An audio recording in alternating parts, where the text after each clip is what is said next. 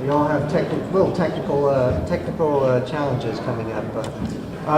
So thanks again for having me here. It's great to have the opportunity to speak to you. I'd like to share a little bit more about my background, Jimmy. I appreciate the introduction.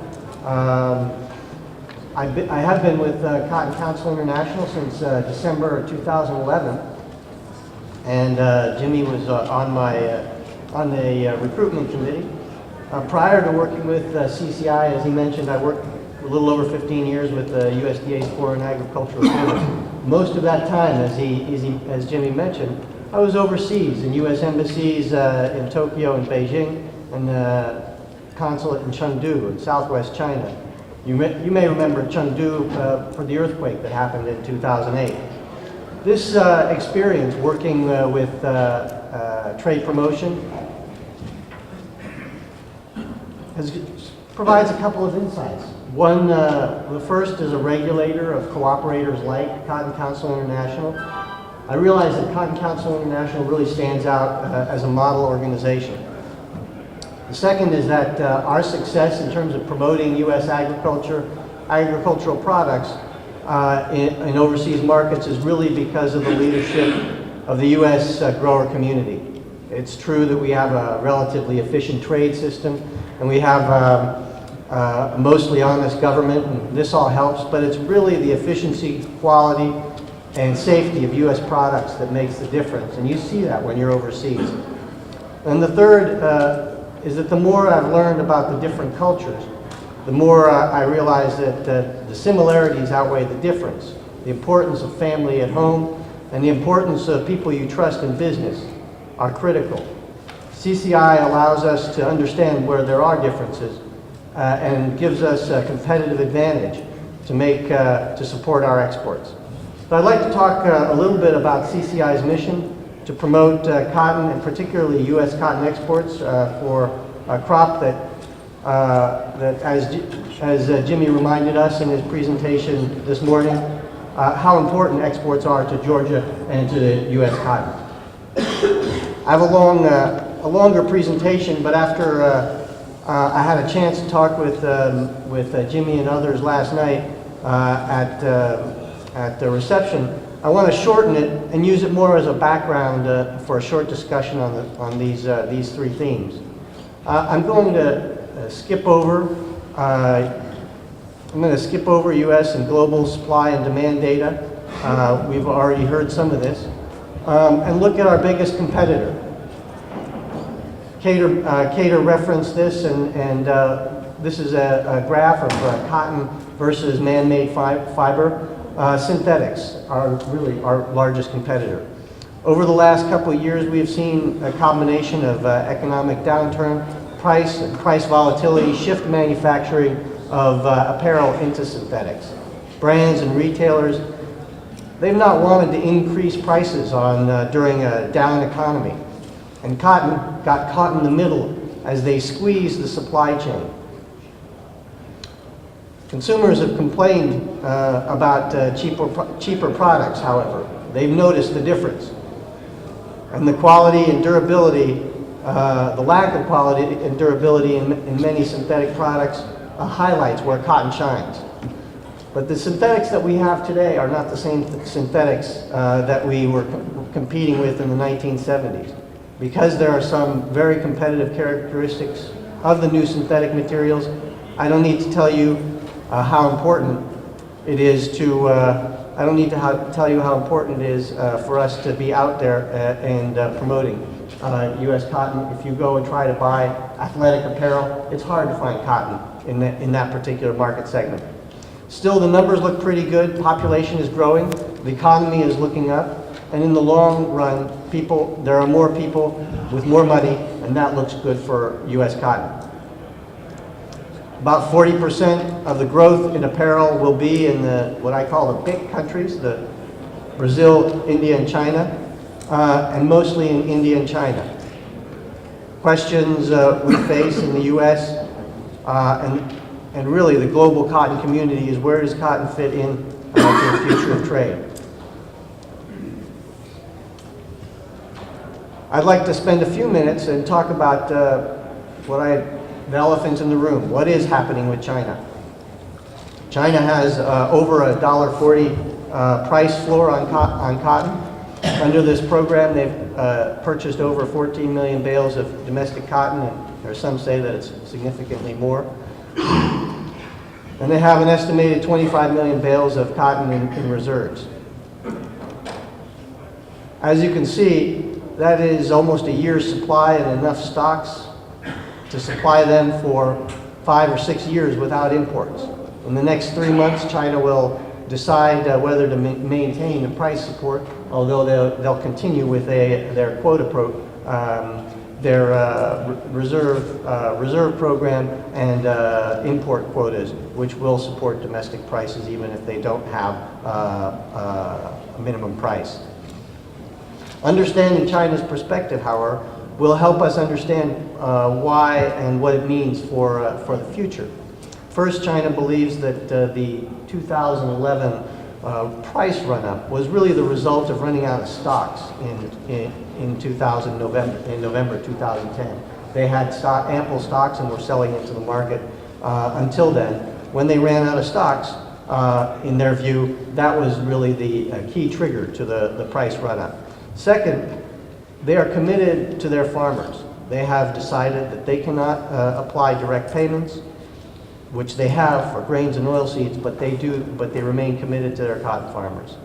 A couple of other important pieces of information. First, for the Chinese farm community, farm programs for grain and oilseeds continue to be better for cotton, making cotton a less preferred crop in all except the western Xinjiang region.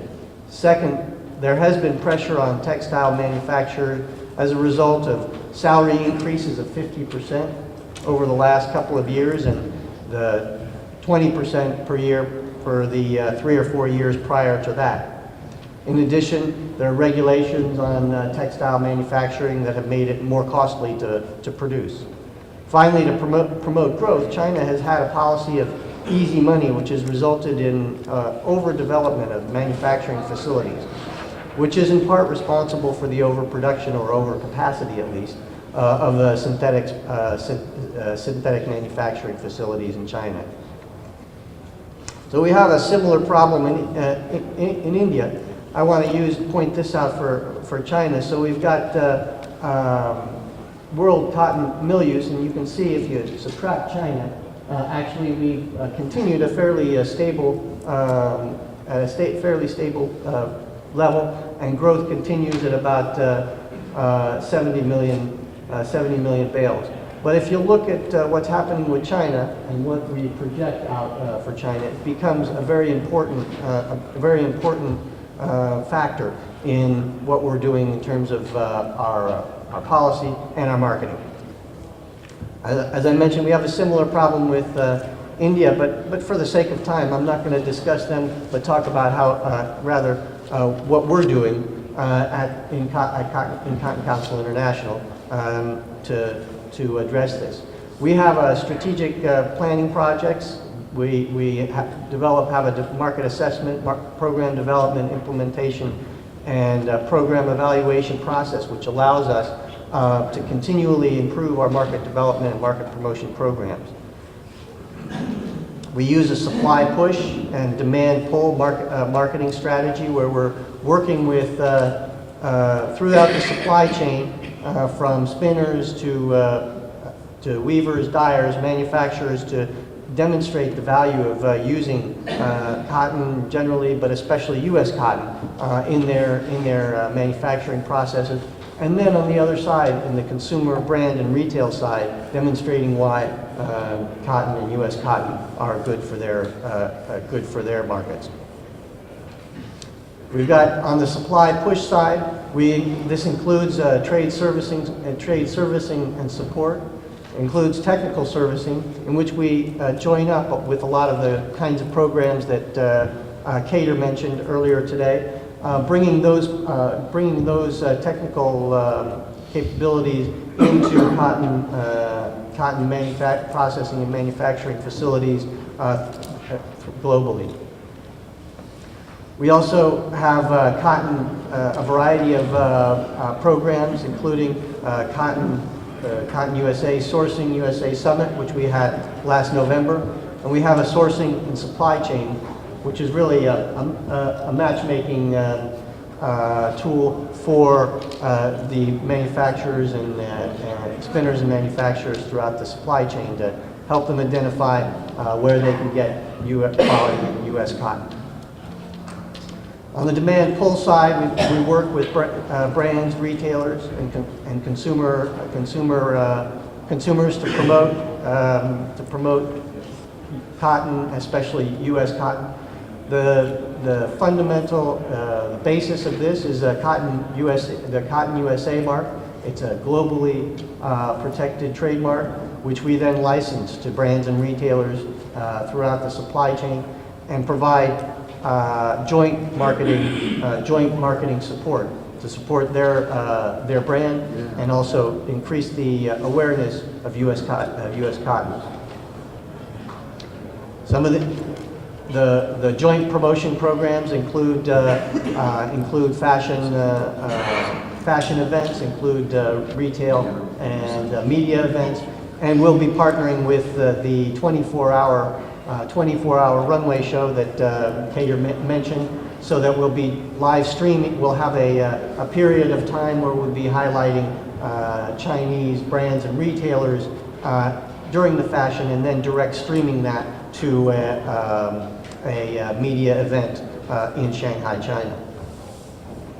So there's instead of kind of concluding with some statistics on the impact of Cotton USA program, I'd like to turn it over to talk about what I really think is critical, which is that the Cotton Council International, because of the market environment we're facing, is increasingly relevant. We're already incorporating changes in the trade flows that you saw in Jimmy's presentation this morning into our marketing strategies.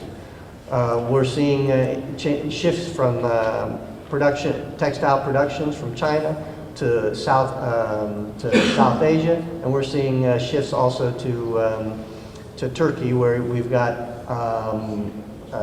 spinning mills operating at maximum capacity and still still our #2 export destination.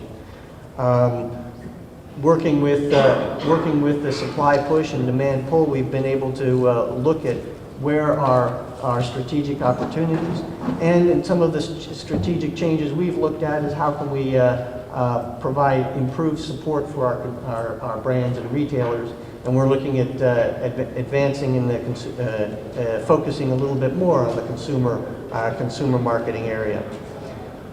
Critical to this is your support. We appreciate the Georgia Cotton Commission support throughout, including having Jimmy as our president. And we'll look forward to being able to bring the delegations which come through. I think not only do the fashionists which come down and see what's happening on the farm make a difference in the industry here in the United States, but bringing in the foreign representatives to be able to come and see what's happening.